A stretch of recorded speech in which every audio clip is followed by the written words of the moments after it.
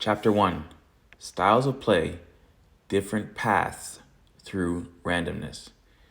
If soccer is inherently random and the first goal is so crucial, how do teams cope? Interestingly, different teams adopt different strategic profiles to navigate the game's randomness and tilt the odds in their favor. Broadly speaking, we can think of three archetypes of team strategy in modern soccer: the dominators, score first elite teams. These are the clubs, think of Manchester City under Pep Guardiola or Liverpool under Jurgen Klopp, at their peaks. Dominators take a proactive approach. They press high, control possession, and relentlessly seek the opening goal. Their strategy is to impose order on a chaotic game. By camping in the opponent's half and counterpressing immediately whenever they lose the ball, they limit the chance of suffering counterattacks. Essentially, they train to starve the game of randomness by not letting the opponent play. Manchester City, for example, often pins teams back with wave after wave of counterpressing. If they lose possession, 5 seconds later, they swarm the opponent to win it back. This constant pressure usually results in a goal, and as we've seen, scoring first puts them firmly in control. These elite teams score in bunches and concede few, so over a season their goals for against ratio is lopsided. It's no wonder they tend to sit atop the Pythagorean expectation tables as well. Their mindset is build a cushion so luck can't snatch the game away. If they go up 2-0, the odds of an upset become minuscule. In essence, dominators mitigate variance by overwhelming quality. They create so many chances that one fluke against them won't matter. The pragmatic chameleons, mid-table flexibles, in the middle of the pack, are teams that can't dominate every opponent, so they adopt a flexible approach. These teams, perhaps a club like Leicester City in some seasons or Wolves under a savvy coach, adjust their style depending on the opponent and game situation. Against weaker opponents, they might step on the gas, pressing high and attacking to grab that first goal. Against a top team, they may play cautiously, even defensively, looking to nick a goal on the counterattack. The hallmark of the pragmatist is adaptability.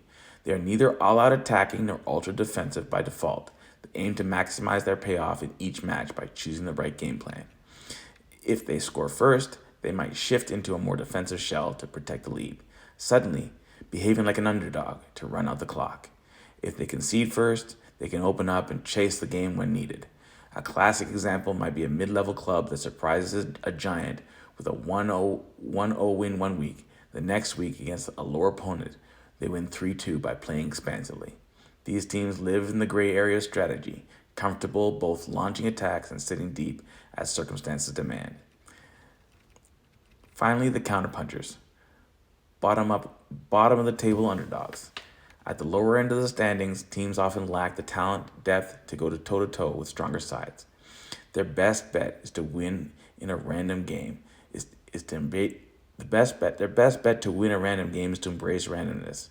These underdogs typically play a low block defense, keeping many players behind the ball, compact and organized to reduce the space superior opponents have to operate.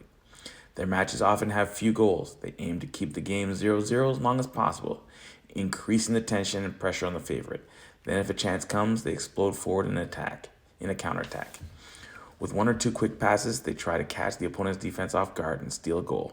A team like Burnley in the 2010s English Premier League exemplified this style, often sitting deep for long stretches and relying on set pieces or fast breaks for a surprise goal. Parking the bus, as it's colloquially known, is a high-variance strategy. Most of the time, the underdog will eventually concede if they never possess the ball. But on a good day, thanks to heroic defending, some fortunate bounces, and perhaps the opponent's strikers having an off day, the underdog can emerge with a 0-0 draw or a sensational 1-0 win. Counterpunchers intentionally make the game a coin flip. They know they won't win a shootout or a wide-open contest, so they shrink the sample size of chances in the match, effectively giving luck a bigger coin to flip. The art here is suffering through the pressure without breaking and staying ready to mentally pounce on that one mistake by the opponent. Each of these strategic profiles represents a different philosophy on how to mitigate or leverage soccer's randomness. The dominators tried to eliminate randomness by dominating the ball and scoring multiple times. The counterpunchers embrace randomness by keeping things tight and hoping a few moments decide it. The pragmatic teams toggle between these approaches as needed. It's fascinating to see how these styles play out over a season. A dominant team might have very few surprise losses, but occasionally still get sucker punched by a fluky game. Even the best teams slip up. A 100-point Manchester City team once lost to last place Norwich City 3-2 in a wild upset. An underdog team might generally struggle but pull off an unexpected draw and some wins to survive relegation. Meanwhile, the flexible teams have streaks of both kinds.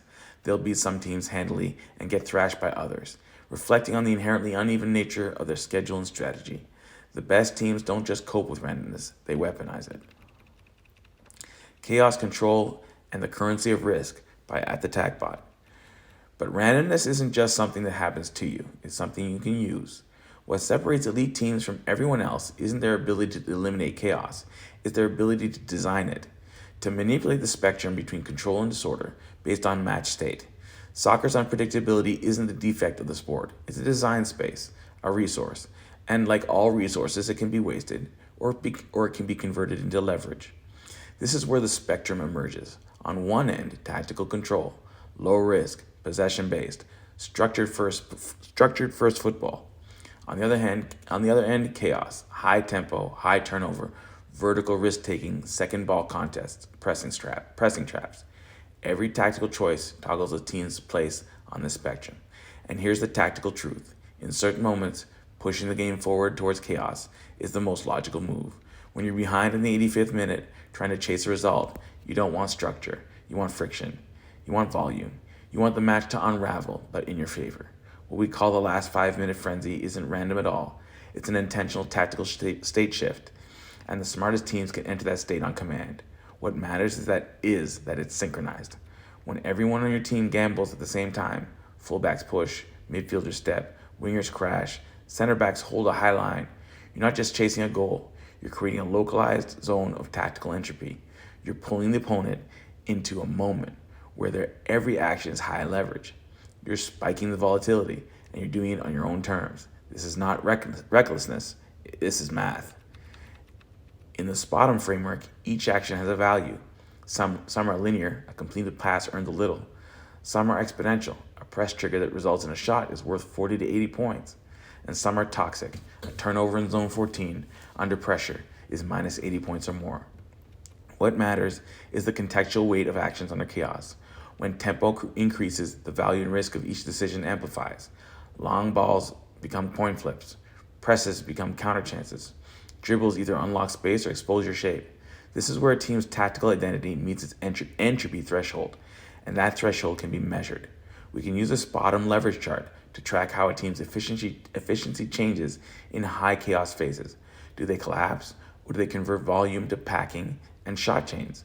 We can build decision trees that change shape based on the level of randomness, adding branches that only become relevant in high pressure, high tempo moments. Here's the deeper idea. Game state should determine your tolerance for chaos. Tactical identity should determine your ability to survive it. Strategic design should determine when and how you create it. Most teams stumble into chaotic states late in matches. The best ones create them intentionally and script their response. The press becomes more aggressive, the overloads become more vertical, the transitions become compressed into tighter windows. There's nothing accidental about it. It's the intentional synchronization of high variance decisions, executed collectively and backed by preparation. This is the shift we'll explore throughout the book. Randomness isn't just ambient noise. It's a tactical variable. It can be controlled, released, or escalated. And by understanding how to trigger it through tempo, shape, and coordinated action, teams can use chaos as a weapon, not a weakness. But when the game spirals and everyone is pushing forward in the same moment, one decision can flip the table. Styles of play are not archetypes. They're phase-based risk systems. We often describe teams by stylistic shorthand. The possession side, the compact low block team, the vertical counterattacker. These terms serve as narrative conveniences, ways to reduce complex tactical ecosystems to digestible archetypes. But they also flatten the truth that in the real world, no team plays one way all the time. Modern soccer is not driven by formation diagrams or touch maps. It is shaped by how a team navigates match phases under pressure. and more specifically, how it allocates risk across those phases. In the original taxonomy, we talked about dominators, chameleons, and counterpunchers. Those identities still hold, but now we must rethink them not as fixed categories, but as strategic modes that manifest across the course of a game and across each team's chosen chaos tolerance. Let's zoom in. The dominators smoothing the curve. Dominators are normally possession teams. They are variant suppressors. These teams design their systems not just to keep the ball, but to control the volume of events that lead to randomness and then stack those events in their favor. Think of Guardiola's Manchester City or Enrique's Spain. The goal is to stretch time, to have more passes, more spacing, and fewer contested moments. In Spotum terms, this means high completion rate of actions, low interception to chance against ratio chains, a gradual upward slope in leverage with minimal spikes. When these teams lose the ball, they don't panic. They enact what Guardiola called the 15 pass rule: recycle possession, kill tempo, restart the attack from structure. The idea is simple. If the opponent never gets a clean event, they never get chaos. If they never get chaos, they never get a shot at low probability value. Dominators flatten the variance curve. They make randomness boring. But this doesn't make them conservative, far from it. They overload zones in the final third, draw numerical superiority in the midfield, compress the opponent's space. Their control is not about stillness, it's about eliminating uncertainty before it arrives. In the Spotum model, these teams don't score with spikes, they score with sequence. They learn leverage through structure, not momentum. The chameleons, adapting the phases. The chameleon is the most misunderstood style because it's not a style at all, it's a mode of adaptive thinking. A chameleon team adjusts not just between matches, but within possessions. And one phase, they're inviting the press. The next, they're skipping the lines. Later, they're freezing tempo with a slow pivot cycle, only to unleash a third man overload 5 seconds later. Brighton under De Zerbi is the prototype here. So too is Spain at Euro 2012, and to some extent, even Klopp's Liverpool, though their adaptation leaned more physical than positional. Chameleons operate like meta traders. They constantly scan for value asymmetries in one moment. It's baiting a wide press to open the half space. In another, it's using the goalkeeper as a pivot to launch a vertical triangle. In the next, it's faking a rotation to trigger a center forward press. Their Spotum leverage profile is rhythmic. Spike, reset, spike, reset. They don't build slow curves like the dominators. They build loops, initiating chaos, exploiting it, then dissolving it before it exposes them. And crucially, their identity isn't tied to a shape or style. It's tied to their ability to recognize phase leverage, when a particular structure or tempo gives them a short-term advantage. This isn't improvisation. It's phase scripting. The best chameleon teams don't react emotionally. They execute planned adaptations based on pre-match game theory modeling. If opponent does A, enter phase X. If they shift to B, skip to phase Z. It's not a system. It's a playbook of systems. The counterpunchers, time gamblers. Then there are the counterpunchers, the teams that know they will not control most of the match, but understand that not controlling the match is itself a strategy. They compress the game into tight blocks, minimize the number of events, and bet on a few moments of maximum payoff. Simeone's Atletico are the modern reference point, but this tradition runs through many successful tournament teams. 2004, Greece. 2016, Portugal. 2022, Morocco. Where dominators want volume and chameleons want flexibility, counterpunchers want scarcity. That logic is rooted in event discipline. Don't do anything unless it tilts the field. In practice, midfield is compact. Center backs are not initiators, they are reset points. Wing backs overlap only when leverage is high. And most critically, the first pass after recovery is always vertical. Their Spotum profiles show long, flat sequences, no progress, but no collapse. Until one line is broken, one press is bypassed, then spike, transition, value. The rest of the match is spent preparing for that moment. In poker terms, they fold 60 hands, then go all in with suited connectors when no one expects it. These teams tolerate chaos only on their own terms. They're not risk averse, they're risk selective. Phase-based style modeling. What all three types reveal when reframed through modern analytics is that no team is one thing at all times. A dominator in build-up may become a counterpuncher after a red card.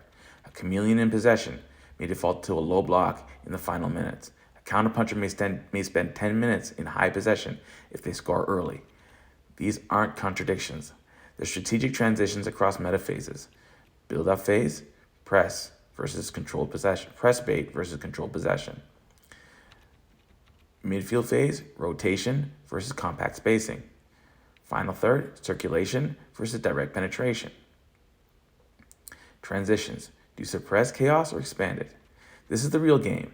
Not what the style of play is, but when and why you change it. And it's here that Spot On becomes more than just a rating tool.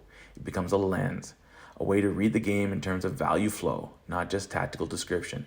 It shows when decisions yield leverage and when they only appear to yield leverage. The final frame. Style isn't who you are. Style is how you navigate risk when the game gets messy. The modern game isn't won by ideology. It's won by strategic elasticity, the ability to compress chaos, then expand it, to fold time until it breaks, to score in the one moment the opponent relaxes, not because it was random, but because you were waiting for it. That's not just style, that's strategy. And strategy in a random game is everything. Case study.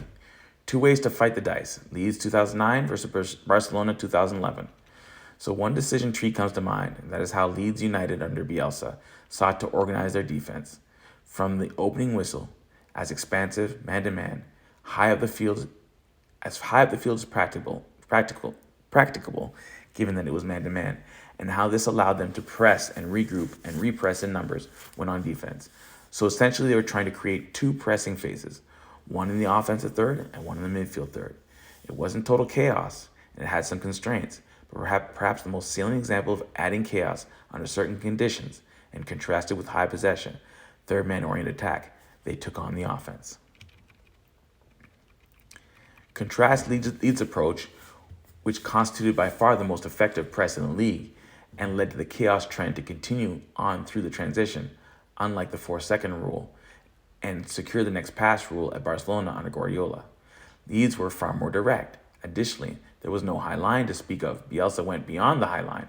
The rest defense involved defenders stepping through and marking man-to-man, with everyone encouraged to counterpress. When unsuccessful, the entire team had to deploy near suicidal use of lung power to regroup in numbers. In theory, all teams want to control the game. In practice, most are just trying to survive the randomness. Some teams try to flatten the field, others tilt it, but a select few, at either end of the tactical spectrum, are not trying to escape chaos. They're trying to define it. To understand how teams insert control or weaponize chaos, we need to move beyond surface level formation talk and focus on what really matters, what happens in the seconds after possession changes, because that's where the randomness lives, and how you treat these seconds says more about your entire tactical identity than any heat map or press conference ever could. In 2009, Leeds United under Marcelo Bielsa had the most effective press in the English Championship. It was expansive, man-to-man, high up the pitch, and crucially, continuous. As noted in the meta research logs, this wasn't just about disrupting the opponent's build-up. Leeds deliberately sought to create 2 pressing phases, one in the final third and a second wave in the midfield. A failed first press wasn't a reset signal. It was a setup for a second trap. This was structured chaos, a rolling fire designed to spread unpredictably throughout the match.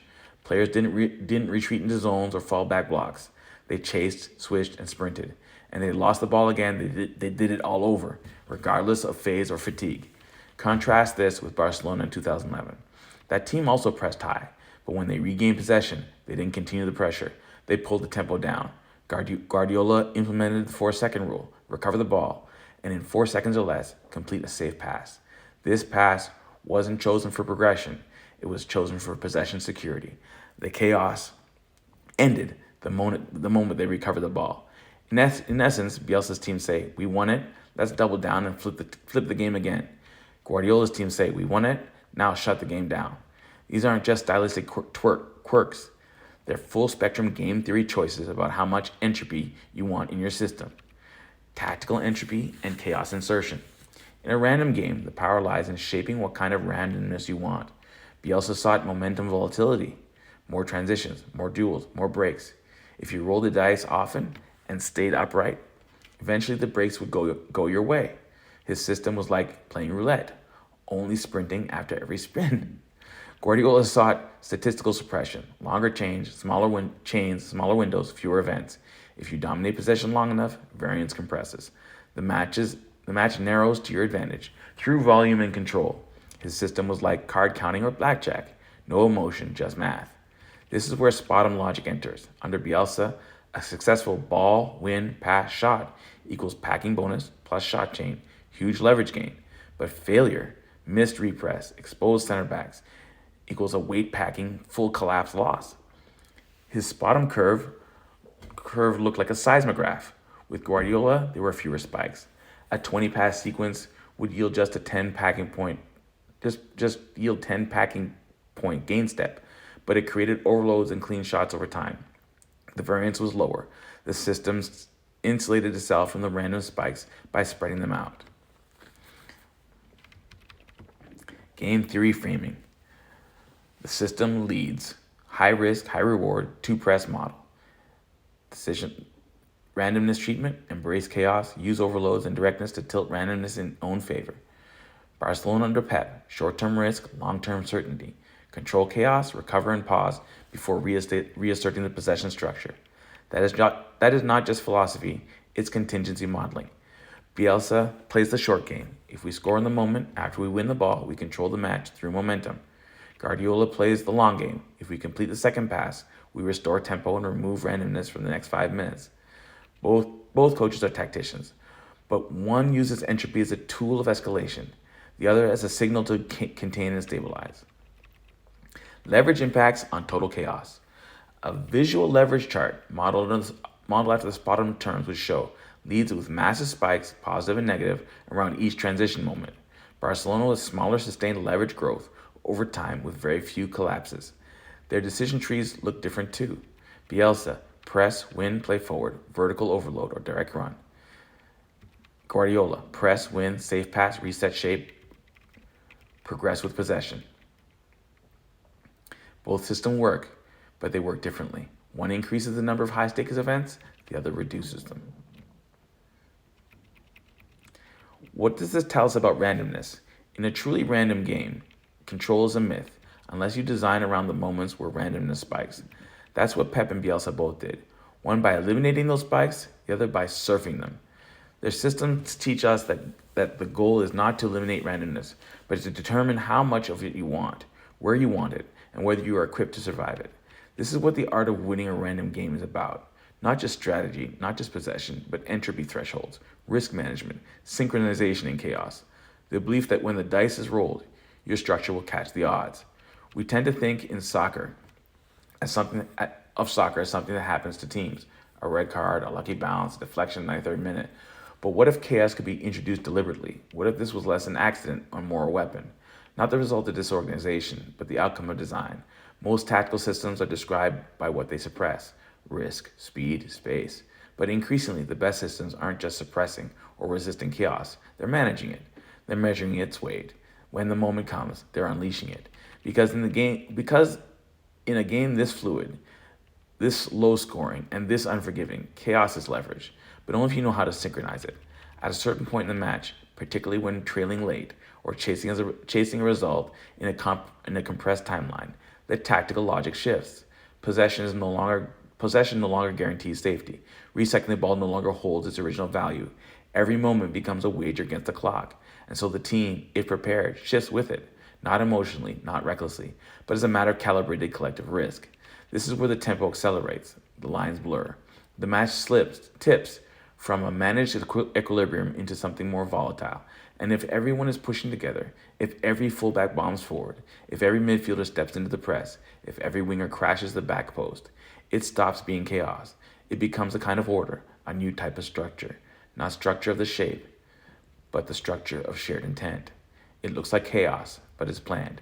This moment, what looks like desperation to the casual eye, is in fact a deliberate insertion of entropy, a conscious spike in tempo, risk, verticality that turns the match from a calculated possession game into a high leverage, low stability exchange. And the brilliance of it lies in synchronization. The moment everyone gambles at the same time, you're not chasing the game anymore, you're tilting it. You're pulling the opponent into your volatility, and they're not always prepared to live there. What matters in these moments is not just the emotion, it's the tactical math beneath the chaos. Because even when a match looks frantic, the underlying actions still carry value. They can be modeled, they can be weighed. In the Spot'em framework, for example, a single ball won from counter pressure and turned into a shot might yield plus 40 points in packing value. A flick on the break, a line break, might yield 30. A failed gamble, meanwhile, a turnover in your final third can yield a brutal minus 80 if it turns into shot against. So what's the equation? You don't want chaos for its own sake. You want synchronized chaos. Chaos that's been budgeted for. Chaos that your system has the physical capacity, tactical spacing, and player trust to withstand. Because the moment that chaos becomes random again, disoriented, disconnected, and out of sync, the leverage flips. You're not weaponizing entropy anymore. You're drowning in it. But when done right, when trained and executed with clarity, chaos becomes the most powerful variable in the game. Because at that point, you're not reacting to randomness. You're writing the next few steps of it. You're moving the match to a place where the reward for success is exponential and the consequences of failure are already accounted for. You've shifted the decision-making frame for the entire team. You've told your players, in effect, now is the moment we go all in, but we go all in together. Game theory calls this a pivot point.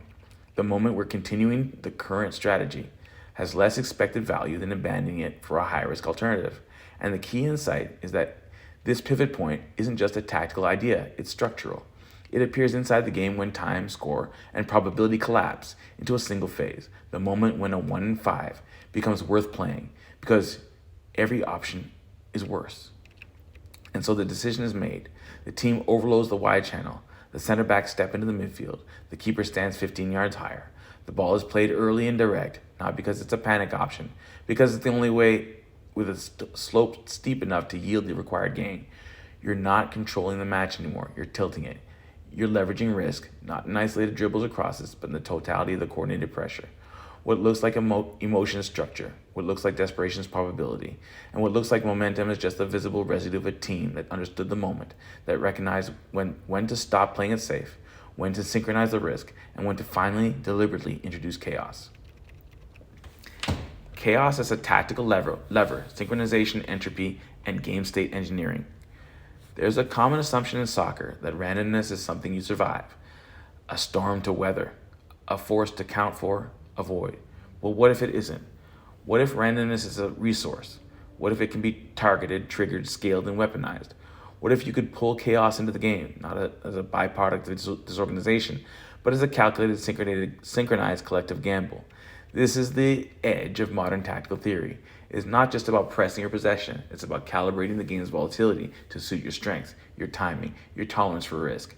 This is where game theory meets match state. This is where we stop asking how to control the game and start asking how much chaos can we introduce and when should we do it. The chaos control spectrum, tactical actions as entropy modulators. Every action in the field has two profiles: its expected value, the potential reward if it works, and its variance profile, the potential risk if it fails. These profiles exist along what we now call the control chaos spectrum. Think of it like a slide bar. On the left, you find possession, rest defense, triangulation, positional security, actions that suppress entropy. On the right, you have counterpressing, long balls, progressive carries, second ball duels, wide overloads, actions that amplify entropy. The choice isn't random, it's strategic. Teams shift along the spectrum depending on the scoreline, the opponent's structure, the time of the match, their own risk profile, and physical capacity. A dominant team up 1-0 in the 60th minute might slide the bar towards control, keep the ball, stretch the opponent, reduce randomness. But a team down 0-1 in the 87th minute, the spectrum shifts hard right toward planned chaos. And here's the nuance. This shift doesn't just mean play harder or attack more. It means shifting your entire decision-making framework to maximize leverage under volatility. And that's where Spot'em modeling becomes critical. Tactical chaos and Spot'em efficiency. If you introduce chaos, high tempo, high line, full back pushes, counter press, you increase the number of actions and, more importantly, the value per action. You also increase the cost of failure. In Spot'em terms, a successful shot chain triggering press plus 40 points. A long ball that beats the press and leads to a shot, plus 30 packing value. A turnover that results in a transition against you and a shot, minus 80. So what matters is not whether you play faster or riskier. What matters is whether your system can sustain that risk at the right moment, and whether everyone in the field makes that decision together. This is what is called synchronized chaos. It's not an emotional push, it's a game state operation. A phase-specific plan to collectively overload the risk profile and force the game into volatility on your terms. When done right, it's not frantic, it's deliberate. Your fullbacks push, your midfielders overload vertical lanes, the back line steps up, you go man-to-man, even on defense. And every player understands the gamble is shared. You're not chasing a goal, you're tilting the match into a new volatile model. Game theory framing, controlled entropy, a strategic choice. This is a classic game theory. In simplified terms, when trailing late, the expected value of each controlled action is low because time devalues possession, but high-risk actions like overloading a flank or launching a vertical swift carry or launching a vertical switch carry greater expected value despite the risk because the payoff window is closing. In equilibrium models, you might say, early in the match, Nash balance equilibrium between control and risk identifies the system. Late in the match, while losing, value shifts demands disequilibrium. Push the game state off balance to increase the win probability, even at a cost of collapse. This disequilibrium, that the engineered volatile control spike, is what most people call momentum. But momentum isn't just a phase of synchronized tactical gambling. Decision trees and tactical chaos nodes. Here's where it gets applied. A coach doesn't just say go for it. Instead, they build chaos nodes in the decision tree. Scenario 1, minute 87, trailing 0-1. Trigger, we need a goal within 5 to 7 minutes of real time. Decision node, shift to a 3-2-5 attacking shape. If possession is held, create a central overload. Trigger third man run, shot chain. If possession is lost, there'll be an exposed half space and an opponent counter. Counterattack is the result,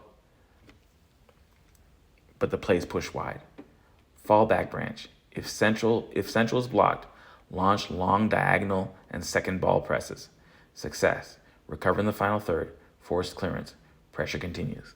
Failure. Turnover. No rest defense. Risk of collapse. This just isn't just hopeful aggression. This is structured risk modeling. The chaos button isn't emotional. It's algorithmic. In summary, randomness is as a playbook, not a problem. This is the essence of winning a random game. You don't reduce chaos. You build around it. You use Spotum not just to track performance, but to model decision value around under stress. And in doing so, you stop fearing the madness at the end of the matches, because that madness is yours. You built it. You modeled it. And when you pull the trigger, everyone's already on the same page. That's not chaos. That's control redefined.